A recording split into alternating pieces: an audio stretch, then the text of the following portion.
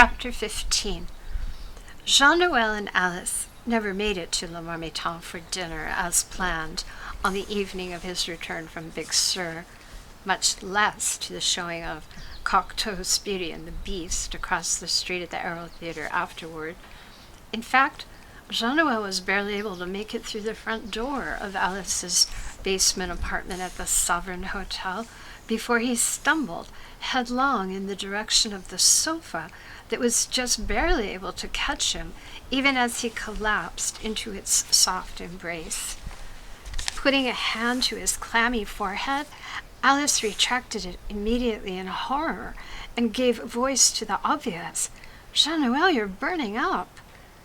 If not for the indispensable help of a nearby compassionate easy chair, Alice could never have maneuvered the now shivering Jean-Noel out of his dampened clothing and then into the quick-thinking guest bed that had materialized from within the folds of the ever-helpful sofa, springing into service with immediacy.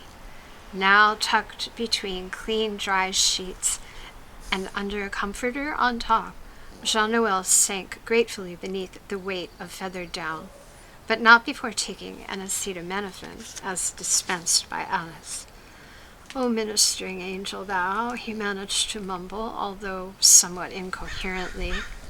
"I'm not done yet," Alice replied, with clipped proficiency, as she produced a glass for him to drink, a bright pink Hawaiian punch, which, conveniently enough, was kept on hand for Blaise, who drank the stuff like a fiend.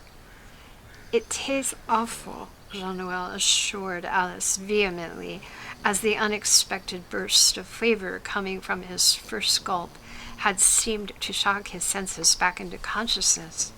"It's not that bad," Alice insisted pragmatically. "Besides, it's relatively high in vitamin C.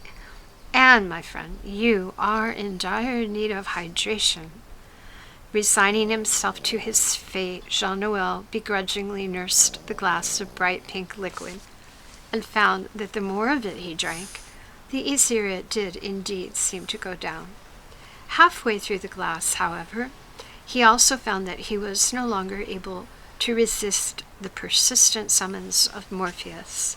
His eyelids gave way to gravity, and he fell into a deep and much-needed sleep, leaving Alice to wonder overnight exactly what it was that had transpired on his already somewhat dubious quest in search of his father's identity.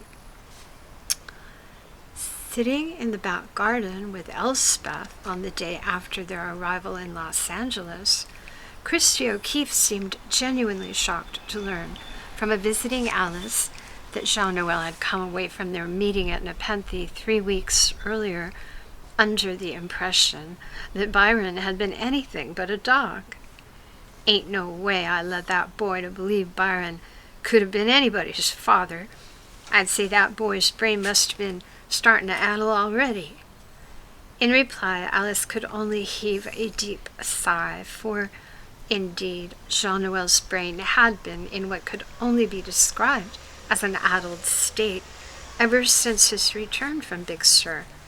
According to Jean-Noel, the trip itself had been a resounding success, in the sense that, thanks to a former dishwasher at Nepenthe with a good memory, he had discovered who, in all probability, his father was, even if the man in question was proving to be a rather dubious character named Byron.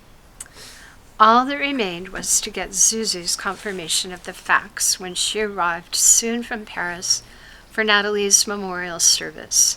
Zuzu had, after all, been there, and she, of all people, would most certainly know the truth. Alice realized, of course, that the photograph in safekeeping at the bottom of the shoebox could have just as easily yielded the truth of Byron's identity, but it would also have yielded the true identity of Jean-Noel's mother. Alice couldn't decide which piece of information was worse. Having already told Elspeth and Christy of her discovery of said photograph, Out of sheer desperation for sound advice on the matter, she then inquired of them beseechingly, "Should I tell him?" "I wouldn't," was Christy O'Keefe's philosophical reply. "Not just yet, anyway. It'll all come out in the wash, is my prediction. Why don't we just let that poor boy bury his mama in peace?" Finding herself, for no discernible reason, trusting implicitly in the advice of Elspeth's traveling companion, Alice then had the confidence to broach another subject with him, a subject touching on information of a far more sensitive nature that had been deeply disturbing her ever since Jean Noel's first revelation of it on the morning after his return from Big Sur. "There's actually something else I should mention," she tentatively began.